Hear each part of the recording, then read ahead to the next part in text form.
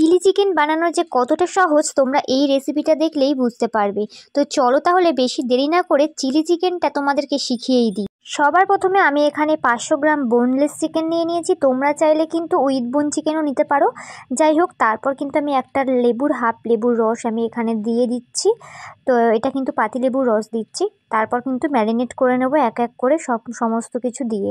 তো এখানে দেখতে পাচ্ছ পরিমাণ মতো লবণ দিয়ে দিলাম একটু হলুদ গুঁড়ো, দিয়ে দিচ্ছি 1 চামচ ধনে গুঁড়ো, জিরে গুঁড়োটা আমি এখানে ব্যবহার করছি না, আর দিয়ে দিচ্ছি 2 চামচ আদা রসুনের পেস্ট, আর এখানে দিয়ে দেবো একটু কাশ্মীরি লঙ্কার গুঁড়ো, কালারটা যাতে একটু সুন্দর হয় সেই কারণে, আর দিয়ে দিলাম ঝালের জন্য কিন্তু গোলমরিচ গুঁড়ো। এবার এখানে দিয়ে দেবো কর্নফ্লাওয়ারটা আমি এখানে কোটিংটা বুঝে দেবো, যে কারণে সবার প্রথমে 2 চামচ দিয়ে দেবো আর 1 চামচ ময়দা দিয়ে দেবো। আর তোমাদের যদি পরে কোটিংটা দেখে মনে হয় যে আরেকটু মোটা করার দরকার আছে তাহলে কিন্তু পরে আবার একটু দিয়ে নেবে। যাই হোক, তারপর দিয়ে দিলাম একটু সয়া সস আর একটা ডিম ফাটিয়ে দিয়ে দিলাম। এবার কিন্তু খুব ভালো মতো চিকেনের সাথে সব কটা উপকরণ একসঙ্গে ম্যারিনেট করে নেব। আর ম্যারিনেট করার পর কোটিংটা দেখে তোমরা যদি বুঝতে পারো যে আরেকটু লাগবে কর্নফ্লাওয়ার তাহলে দিয়ে দিতে পারো। যাই হোক, এটাকে আমি এখন আধ ঘন্টা রেখে দেবো। আধ ঘন্টা পর চলে এসেছি, কড়াইতে দিয়ে দিচ্ছি সাদা তেল। তেলটা একটু গরম হওয়া পর্যন্ত ওয়েট করব। তেলটা গরম হয়ে গেছে, এবার এক এক করে কিন্তু পকোড়াগুলো ভেজে নেব। দেখতে পাচ্ছ একটুখানি তেলের মধ্যে ঠেকিয়ে রাখবে, তারপর ছেড়ে দেবে, তাহলে কিন্তু নিচে খুব একটা লেগে যাবে না।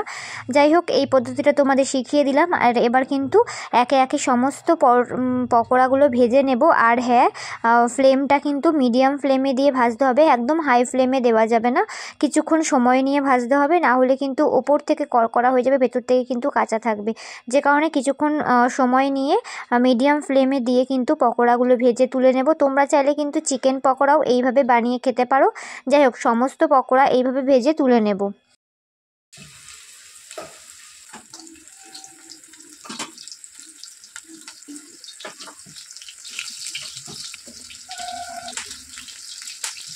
সমস্ত পকোড়াগুলো কিন্তু ভেজে নেওয়া কমপ্লিট হয়ে গেছে। তোমরা কিন্তু এইভাবে চিকেন পকোড়াও সার্ভ করতে পারো একটু চাট মশলা ছড়িয়ে দিয়ে। যাই হোক, এবার কিন্তু রান্নাটা শুরু করা যাক। আমি আজকে চিকেন পকোড়া করছি না, আমি কিন্তু আজকে চিলি চিকেন বানাবো, সেই কারণে কিন্তু এখন চলো রান্নাটা শুরু করে দিই। এবার যে তেলটার মধ্যে চিকেন ভেজেছিলাম সেই চিকেনটার তেলের মধ্যে দিয়ে দিচ্ছি কিন্তু একটু রসুন কুচি, একটু আদা কুচি, আর সামান্য একটু পেঁয়াজ কুচি। যেই পেঁয়াজটার ভেতরে যে সাদা অংশটা থাকে সেই পেঁয়াজটা কিন্তু একটু সামান্য পেঁয়াজ কুচানো দিয়ে দিলাম। এবার দিয়ে দিলাম একটা শুকনো লঙ্কা এর মধ্যে।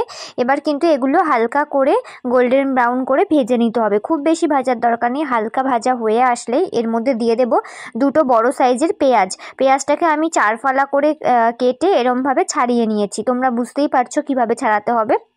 যাই হোক, তারপরে কিন্তু এখানে আমি একটা ক্যাপসিকাম দিয়ে দিচ্ছি, এরকম 4 চৌকো করে কেটে নিয়েছি। এবার ক্যাপসিকামটা ভাজা হতে দেবো, একটু হালকা করে ভাজা হতে থাক। তার জন্য কিন্তু সামান্য একটু লবণ দিয়ে দিলাম, যাতে কিন্তু নরম হয়ে একটু ভালো মতো ভাজা হয়ে যায়। এগুলো ভাজতে থাক, আর অন্যদিকে কিন্তু আমি সসটা রেডি করে নেবো। এখানে আমি দিয়ে নিচ্ছি টমেটো সস আর চিলি সস আর সয়া সস। সসের পরিমাণটা একটু বেশিই লাগবে, কারণ চিলি পনিরে বা চিলি চিকেনে এইসব জিনিসে কিন্তু বেশি সসটাই ব্যবহার হয়। তো যাই হোক, 3টে সস আমি ভালো করে মিক্সড করে নিলাম। এদিকে কিন্তু ভাজা অনেকটা কমপ্লিট হয়ে গেছে। এখন আমি দিয়ে দিলাম একটা বড় সাইজের টমেটোটাও এরকম 4 ফালা করে কুচিয়ে নিয়েছি। তো এবার কিন্তু সমস্তটা হালকা করে ভেজে নেব। দেখতেই পাচ্ছ বেশ ভালো নরম হয়ে গেছে। এখন কিন্তু এর মধ্যে দিয়ে দিচ্ছি রেডি করে রাখা সসটা, আর দিয়ে দিলাম 1 চামচ মতো চিনি। এবার কিন্তু খুব ভালো মতো নাড়াচাড়া করে নেব, একটু হালকা করে 2 মিনিট একটু কষিয়ে নেব। তারপর কিন্তু দেখো কষানোর পর বুঝতেই পারবে তোমরা জিনিসটা ঠিক এরকম হয়ে আসছে। এবার কিন্তু এর মধ্যে স্বাদ মতো লবণ দিয়ে দেবো একটু। এবার দিয়ে দেবো কিন্তু ভেজে রাখা চিকেনগুলো, পকোড়াগুলো দিয়ে এবার কিন্তু ভালো মতো মিক্সড করে নেব। আর তোমরা যদি ড্রাই চিলি চিকেন পছন্দ করে থাকো বা ড্রাই চিলি চিকেন খাও তাহলে কিন্তু এর মধ্যে কোনো জল অ্যাড করার দরকার নেই। আমি যেহেতু আজকে নর্মাল চিলি চিকেন বানাচ্ছি রুটি বা লুচির সাথে খাওয়ার জন্য, সেই কারণে কিন্তু আমি ছোট বাটিটার 1 বাটি জল দিলাম, আর কর্নফ্লাওয়ার গোলা জল কিন্তু আমি এখানে 1 বাটি দিয়ে দিচ্ছি। ছোট বাটিটা দেখে বুঝতে পারছো মাপটা। তো আমি কিন্তু আর বেশি জল অ্যাড করব না। যাই হোক, একটু যেন সামান্য গ্রেভি থাকে সেই অনুযায়ী কিন্তু এটাকে এবার ফুটতে দেব। তো আর দিয়ে দিলাম আমি কিন্তু এখানে 8-9টা মতো কাঁচা লঙ্কা চিড়ে নিয়েছি। তাহলেই কিন্তু দেখো একটুখানি ফুটিয়ে নেব। তাহলে তারপরে কিন্তু আমি এবার চেক করে নেব, মানে লবণ ঝাল সমস্ত কিছু ঠিকঠাক আছে কিনা। যেহেতু সসটা বেশি পড়েছে এখানে কিন্তু লবণ মিষ্টি ঝাল সমস্তটা চেক করে নিতে হবে। তাহলেই রেডি হয়ে গেল আমাদের চিলি চিকেন।